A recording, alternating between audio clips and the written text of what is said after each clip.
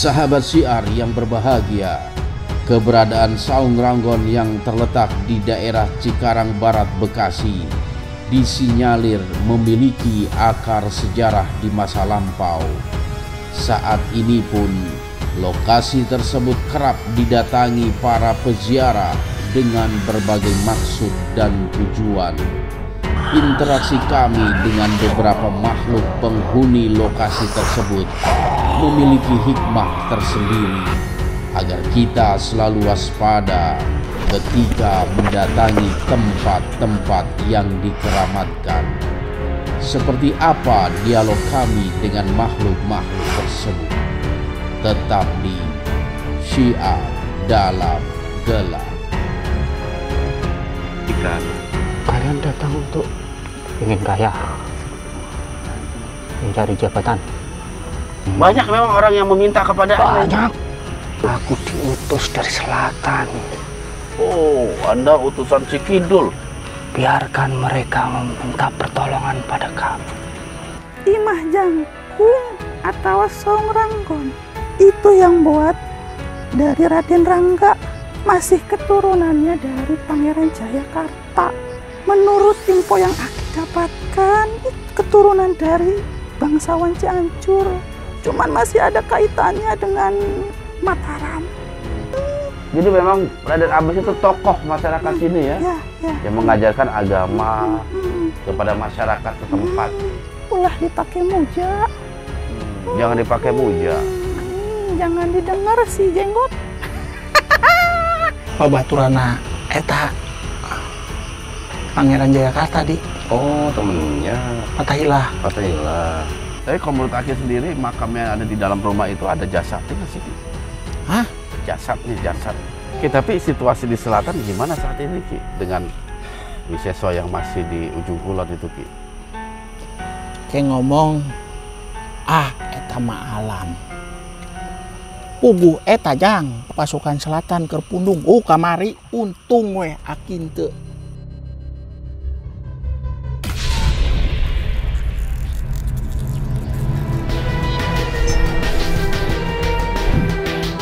Assalamualaikum Oleh sebab itu, jaga terus iman, ilmu, dan amal kita.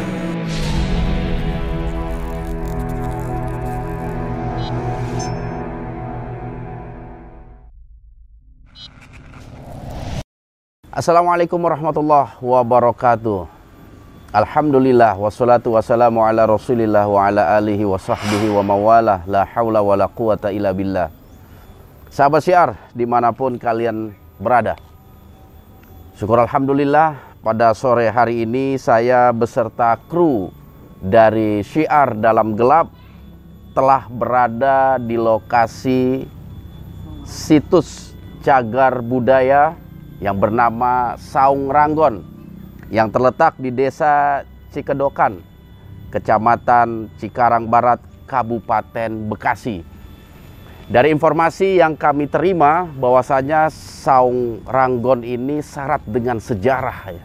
Dan inilah yang menjadi perhatian saya, pengen tahu nih ada sejarah apa yang tersembunyi di Saung Ranggon ini. Tentu sahabat sekalian yang tinggal di lokasi sekitaran Bekasi pernah dengar atau pernah lewat, tapi nggak sedikit mungkin di antara sahabat sekalian yang belum tahu sejarah tentang keberadaan Saung Ranggon di lokasi ini. Insya Allah kita akan mencoba untuk mencari informasi secara tepat dengan kita mewawancarai salah seorang dari juru kunci di Saung Ranggon ini yang bernama Ibu Sri Sumiati dan juga Bapak Andi yang akan menceritakan sejarah dari Saung Ranggon. Assalamualaikum Pak, Ibu. Waalaikumsalam. Alhamdulillah sehat ya. Ya, Alhamdulillah. sore-sore gini kita datang, memang saya sendiri walaupun tinggal di Bekasi, baru kali ini dengar adanya Saung Ranggon yang menjadi salah satu situs cagar budaya. Saya tertarik untuk mengetahui lebih lanjut ini tentang sejarah Saung Ranggon. Jadi saya mungkin ada beberapa pertanyaan kepada Ibu Sri sebagai juru kunci di tempat ini. Yang pertama sekali sih tentang asal muasal nama Saung Ranggon itu sendiri. Apakah memiliki makna tersendiri atau arti yang bisa kita pahami tentang situs Saung Ranggon itu sendiri? Ya. Assalamualaikum warahmatullahi wabarakatuh. Waalaikumsalam warahmatullahi wabarakatuh.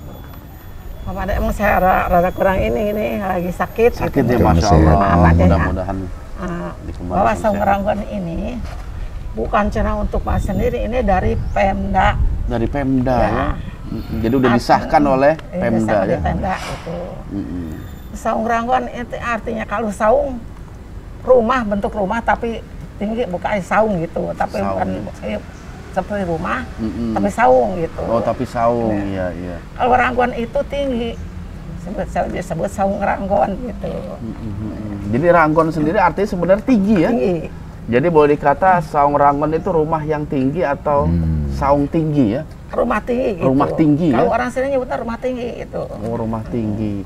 Terus sejak kapan Ibu Saung Ranggon resmi menjadi situs budaya ini? Saung Ranggon ini resmi situs budaya dari tahun 85. Tahun 85 ya, Masya resminya Allah. dari Pemda. Berarti udah lama juga ya, kurang Iya, lebih iya. sekitar 35 tahun lah Iya. udah disahkan Iya. menjadi Iya, salah satu iya. cagar budaya yang harus kita jaga, Iya. kita rawat ya sebagai bukti sejarah mungkin. Nah ini menarik nih Pak Andi, saya sendiri mungkin sahabat Siar juga semua pengen tahu nih sejarah, ya kalau emang panjang dipersingkat gitu, Iya, iya. tentang sejarah keberadaan Saung Ranggon di lokasi ini Pak. Ya, Assalamualaikum warahmatullahi wabarakatuh. Waalaikumsalam warahmatullahi wabarakatuh. Memang saya telah mempelajari masalah terjadinya berdirinya Saung Ranggon. Dan dulu beberapa tahun yang lalu, waktu penilik bagian ini di Pak Juwadi, saya pernah diundang rapat dengan 2 dokter nurse dari Bandung bagian sejarah dan 1 dokter nurse dari Cebebelan bagian sejarah. Saya wawancara di Unisma lantai 2. Jadi diperkirakan karena tidak ada situs, diperkirakan yang mendekati ini dibangun keberadaan.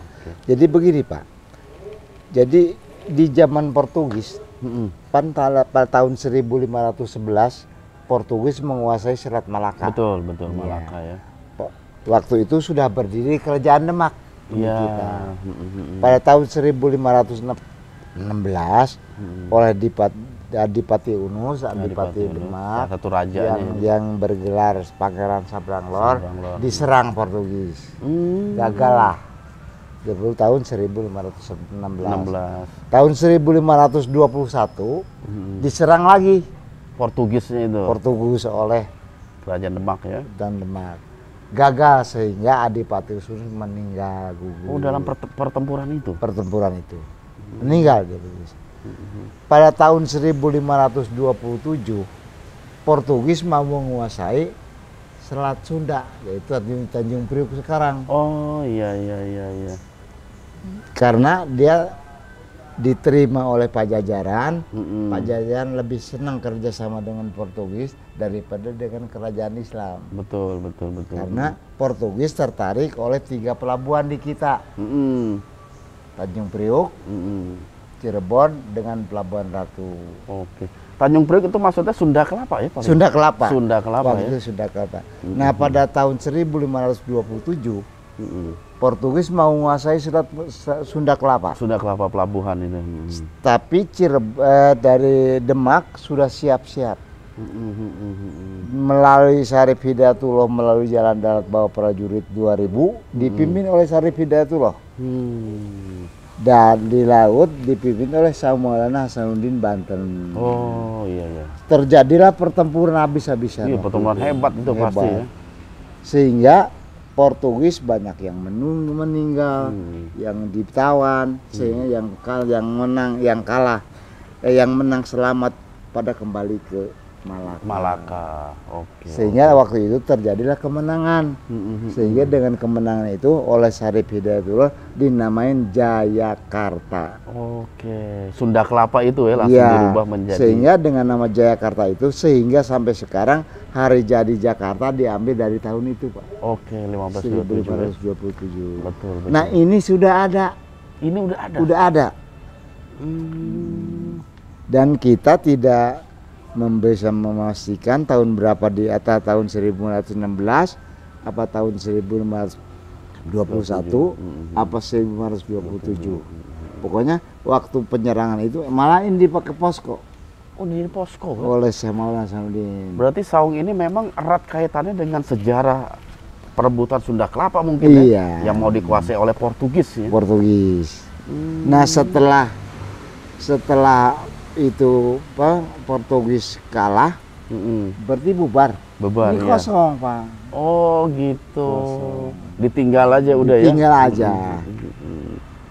Nah, waktu itu sehingga kesininya di sini ada makam leluhur Mbah Raden Abbas.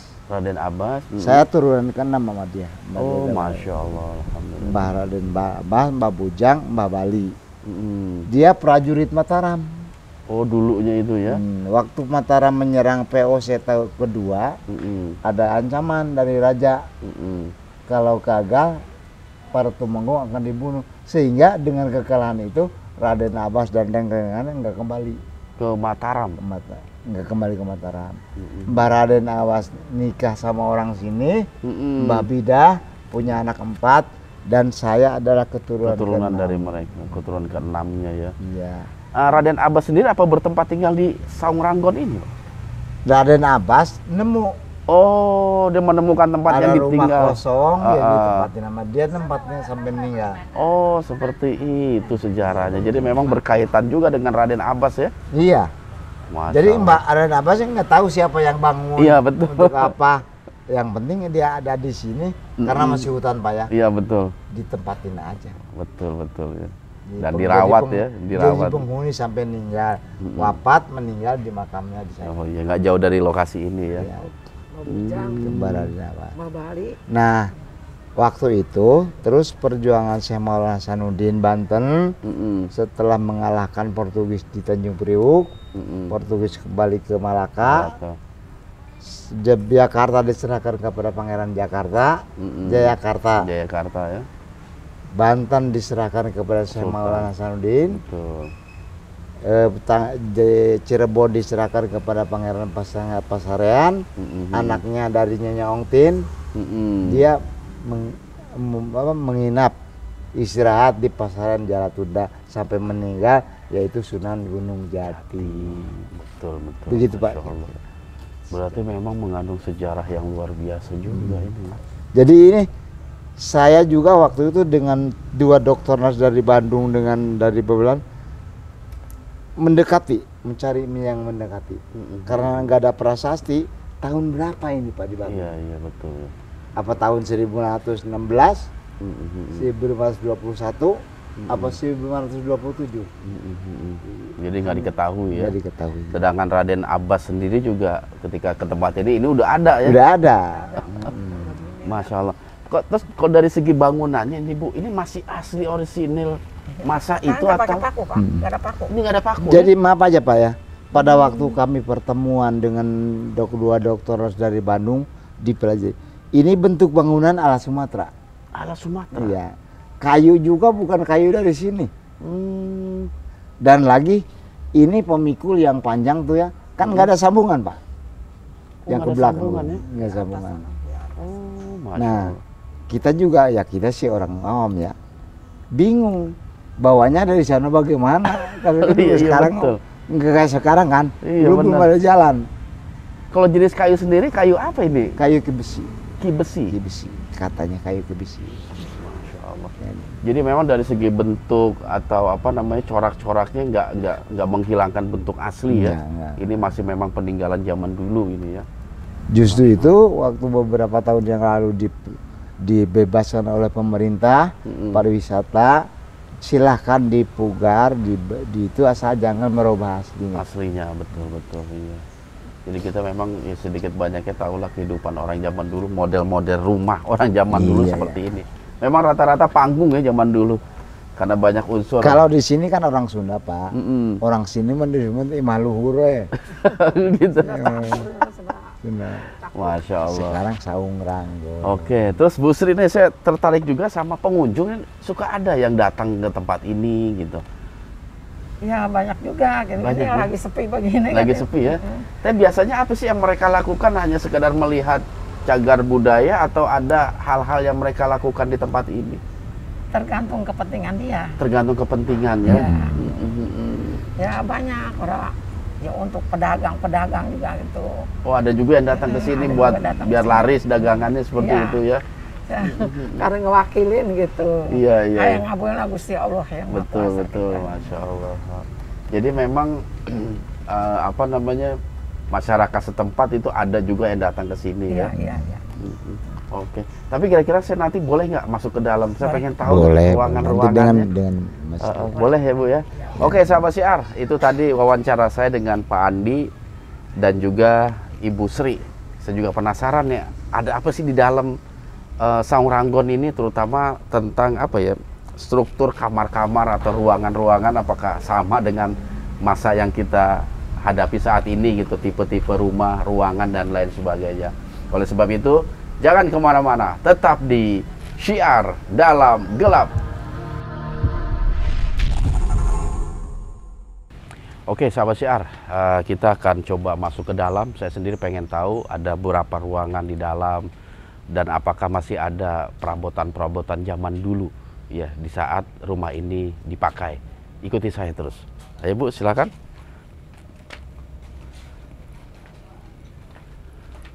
Oke sahabat Syiar, ini bentuk asli zaman dulunya ini ya, Saung Ranggon yang belum seperti ini. Ini foto atau lukisan ini Bu? Itu kayak ini ya, apa ya, diambil dari foto kayaknya sih ini terus di print ulang. Insyaallah. Assalamualaikum.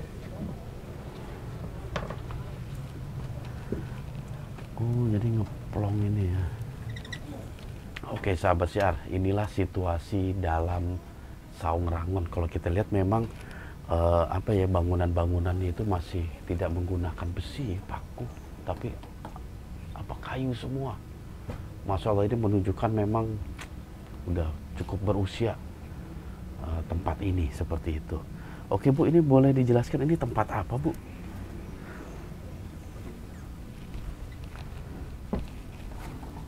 masuk aja Pak. Ini pusaka-pusaka peninggalan waktu ya, sini, ini peninggalannya ini. Peninggal. Apa ini ada sangkutan dengan peninggalan Raden Abbas Bu? Iya, ada. Betul ya? Raden Masya Abbas. Allah. Ada sangkutan ketinggalan di sini. Bekas para raja-raja ada tinggal di sini. Bekas peperangan juga ada di sini. Bekas peperangan ya, Masya Allah. Memang kalau dilihat dari besinya itu udah karatan, menunjukkan usianya yang sudah kan tua. Cuci tiap maulud. Tiap maulud ya? Iya, tiap maulud. Masya Allah. Ini memang dari awal ada di sini ya, pusaka-pusaka ini ya. Itu paku-paku itu ketemu di bawah, pakunya lain Pak. Mana itu? Oh, itu pakunya segi 4. Segi 4 ya? Oh iya sahabat Syiar, ini bentuknya segi 4. Saya biar ketemu di mana saya mau kenal, dibawa pulang. Oh gitu ya? Masya Allah, bentuknya memang aneh ya, nggak umum lah untuk di masa sekarang. Rata-rata kan bulat, ini ada segi 4, agak gepeng pakunya. Masya Allah. Dan ini yang dulunya dijadikan kamar mungkin ya sama kamar. Raden Abbas itu ya? Ya untuk kamar ini. Kamar ini ya. Boleh kita sambil duduk Bu? Boleh. Jadi biasanya memang yang datang ke tempat ini itu mereka melakukan tirakat ya, atau ritual-ritual tertentu lah di tempat ini. Kalau saya lihat ada beberapa. Ya dia kalau mau ngaji-ngaji dia terus itu. Nah, kalau di sini resepnya baca sholawat Pak. Sholawat ya? Sholawat gitu. Kalau datang ke sini gitu. Ya untuk kepentingannya itu minta apa tergantung pribadi masing-masing ya kadang ya. Masing-masing nggak boleh mesti Allah kata saya. Betul. Karena betul. nyampaikan saya mah gitu. Kalau ini apa lukisan siapa Bu? Perempuan cantik bener. Ini saya bilang ya. Saya ke Cirebon. Oh, Ibu ke Cirebon. Ya pas ini suruh ke Cirebon. Neng katanya ke Cirebon Mentara kata gitu ya. Saya berangkat ke Cirebon. Udah nyampe ke Cirebon saya suruh ke makam walinya ke atas. Oh, Sunan Gunung Jati. Sunan Gunung Jati. Nyampe ke pintu 9 tuh saya. Udah di sono. Nanti kalau di sono, Neng jangan bawa apa-apa. Jangan bawa apa-apa. Kalau saya orangnya nakal. Saya kan pakai sarung tangan. Oh, begitu. Ya. Jadi pasir dimasukin ke sini sama saya gitu. Padahal ada pasir di dalam. Iya, diumpetin di sarung tangan. Udah ngaji, udah apa, udah nyumin itu terus ada sarung tangan. Kalau kurang ada sapu Pak, disapuin. Nggak boleh ke bawah pasir itu dari dalam makam itu. Oh, di dalam makam. Nggak boleh. Itu 9 di atas. Pas turun, saya itu KTP ketinggalan Pak. Oh, ketinggalan di atas. Di atas. Ini KTP saya mana ya kata itu. Mama Kiai, ini KTP saya ketinggalan. Di mana? Ya atas. Kamu ngambil apa ya? Enggak ngambil apa. Bohong kata gitu. Sama Kiai aja, Masya Allah. Saya ngambil ini tuh pasir sebelah tangan. Ketahuan gitu ya. Ini pasir, pesan jangan dipakai apa-apa. Apalagi kejelekan jangan kata gitu ya. Bawa sono batu gitu. Oh, diizinin akhirnya ya. Kata saya boleh ambil. Ntar saya tengok lagi kata gitu ya. Udah ditengok ke sono, bukan foto saya, foto ini. Di KTP itu? Iya. Masya Allah. Di foto ini bukan foto saya. Nah kok ini bukan foto saya katanya gitu ya. Tapi namanya Ibu Sri Sumiati. Iya, ini bukan foto saya ini mah. Tapi nama saya gitu ya. Udah dah biarin dah. Udah bawa aja pulang. Siapa saya gedein gitu aja. Masya Allah. Tapi Ibu nggak tahu itu siapa gini wanita cantik yang di lukisan itu punya nama? Kurang tahu sama ibu aja sama Ibu Ratu ya? aja. Ibu Ratu ya, Masya Allah. Kalau lukisan ini Ibu dapetnya dari mana ini Bu? Ada orang sengaja ngelukis atau Ibu beli di toko atau? Tahu foto saya dilukis itu dia jadi begini gitu. Oh, yang di KTP itu? Iya. Masya Allah. Cantik bener Ibu ya? Bukan saya. Oh, bukan Ibu ya? Tuh lihat. Aduh. Masya Allah. Tapi nggak punya nama ya? Ibu nggak tahu nama beliau ini siapa? Tapi ada nama saya di belakang gitu. Seperti itu, Masya Allah. Ini sangat menarik sahabat siap tentang dalamnya Saung Ranggon. Ya. Iya. Ada cerita tersendiri dari 2 foto atau 2 lukisan, ada Bung Karno dan juga kadang-kadang saya mah kalau lagi ngedeng, saya sendiri orang-orang nggak pada tahu jam 12 atau jam 1 ada suara mandi itu sumur itu. Bisa keluar aja gitu ya. Cebar-cebur gitu suaranya. Kelihatan ada perempuan 7 orang lagi mandi di situ. Cantik sekali gitu. Cantik ya? Nah, biarin amat yang mana nggak apa-apa gitu. Mirip nggak Bu sama ini Bu kira-kira? Mungkin mirip Bu. Mungkin ya. Masya Allah. Kalau muka saya kayak gitu Pak. Tapi ada waktu khusus nggak Bu orang-orang rame datang ke sini, berkunjung ke sini itu ada waktu khusus? Di sini kadang-kadang rame, kadang-kadang sepi gitu. Tempat penyepian sini. Jadi nggak tentu ya? Nggak tentu sini mah gitu. Kali ada waktu-waktu khusus ternyata enggak ya? Ya, kalau maulid itu rame. Oh, maulid. Oke. Maulid emang di sini terisi kadang-kadang suka ada gamelan. Ada suara gamelan. Emang kudu nangkap jaipongan aja kalau maulid. Nangkap jaipongan ya udah mencerama kiai malaman ini ada gitu. Tapi buat yang datang ke sini ada membawa barang atau sesuatu yang khusus nggak ke tempat ini? Saya lihat ada rokok, ada juga minyak wangi dan lain sebagainya. Ya kesini ya khusus dia sama rokok, bawa aqua gitu. Bawa aqua ya. Oh ini air ya yang di kendi ini ya? Bawa aqua gitu. Dan bawa buhur, bawa apa aja. Iya, bawa wangi-wangian ya. Itu juga ada minyak wangi, Masya Allah. Yang penting di sini orang udah pesan, ya enggak kayak boleh nunggu di Saung Ranggon. Tapi nang janji leweng dari apa ucapan. Nggak boleh orang minta apa-apa yang jelek-jelek, jangan ini begitu itu. di sini. Nggak boleh. Tapi berkaitan dengan situs cagar budaya, itu pemerintah juga tahu Bu, kalau tempat ini sering diziarahi ini.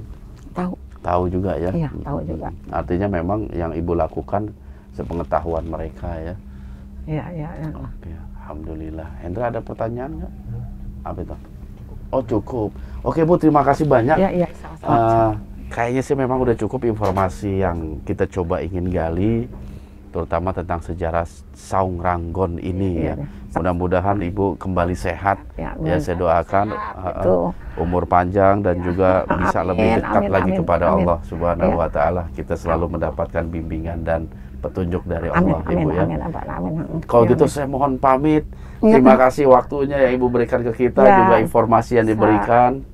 Kalau kurang ini jawaban saya mohon maaf Nggak banyak. apa-apa, saya rasa udah cukup. Apalagi sejarah Pak Andi tadi, wah bagus lagi itu. sakit begini Pak. Mudah-mudahan Allah kasih kesembuhan, kesehatan lagi Ibu ya.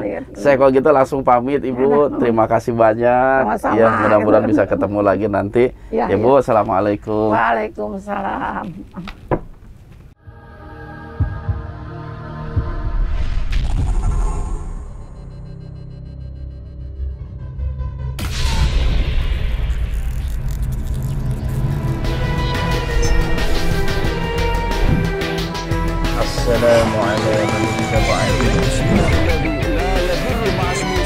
Oleh sebab itu, jaga terus iman, ilmu, dan amal kita.